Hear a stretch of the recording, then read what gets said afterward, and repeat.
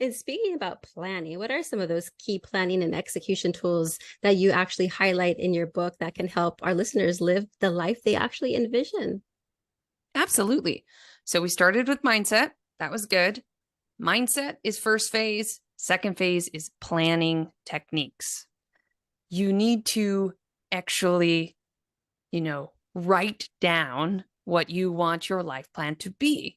Because while in the previous statement, our sandbox mind is really awesome and we can create whatever we want. But the problem is our minds are not very accountable. They can change and they forget and we lose track of time. There's so much that happens in our mind. So what do we have to do? We have to create a physical, written, visual plan to keep our minds in check. So they can't, say, no, sorry, I'm not going to the gym. No, they've got this visual plan in front of themselves that they can't, get around. So to answer your question, the way it works in my book is it's called the Summit Event.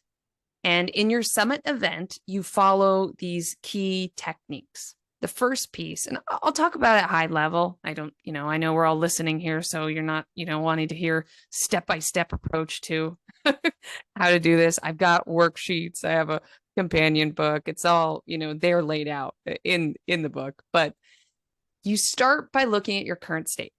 You got to write down where you are in your personal growth, which is, personal growth is traveling and education and health and spirituality and anything you're passionate about, your dreams. What is you as a person? Because not because of being selfish, but because we are people. If you can't focus on yourself and make sure that you are a solid human being, then you can't expect to serve others well. So just make sure that you do prioritize a bit of your self-love and, personal growth. Then you're going to feed into financial freedom because unfortunately the world works around money and haven't figured out how to change that yet. So we definitely need to make sure we understand our finance situation. Finances usually lead to your career because career is really what are you doing with your time in exchange for money? And the money goes into your financial plan. Maybe that's a bunch of gig work. Maybe you have a 9 to 5. Maybe I don't know. Everyone's got all kinds of different careers, right?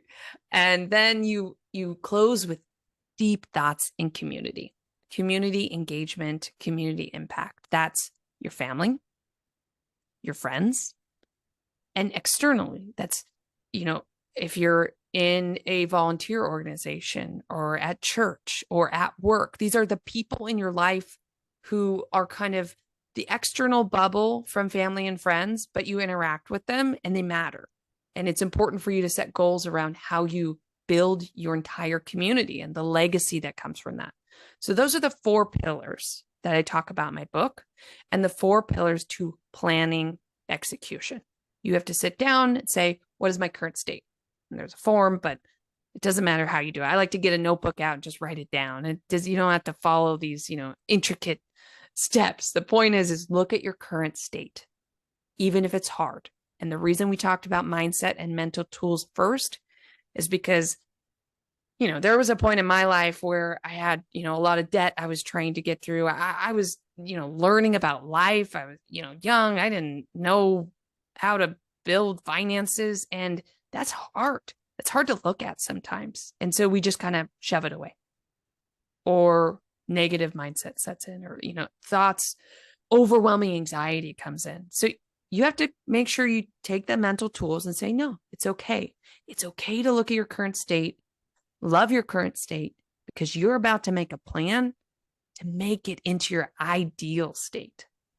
So write out your current state.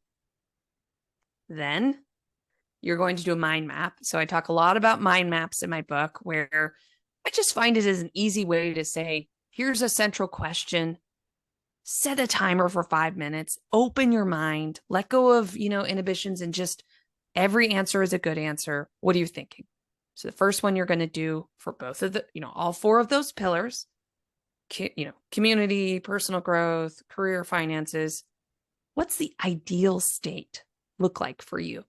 And it could be in 1 year, it could be 5 years, it could be, 10 years. Don't think about it as in time. Just take a moment and just imagine. Use that sandbox mind that you have, and visualize the life you want. Write that down. Now you're going to build a planning sandwich. You have the bottom bread is your current state that you've already written down, and the top bread is this mind mapping exercise you've done to look into your future and all the options. Well, bread is awesome, but a sandwich is made of all of the ingredients inside, and those are the steps to get there. So you will then build a 5-year plan by setting year 1 and setting year 5 between these, now and the big goals, and say, what are the mini steps to get to that big goal? Let me give a quick example.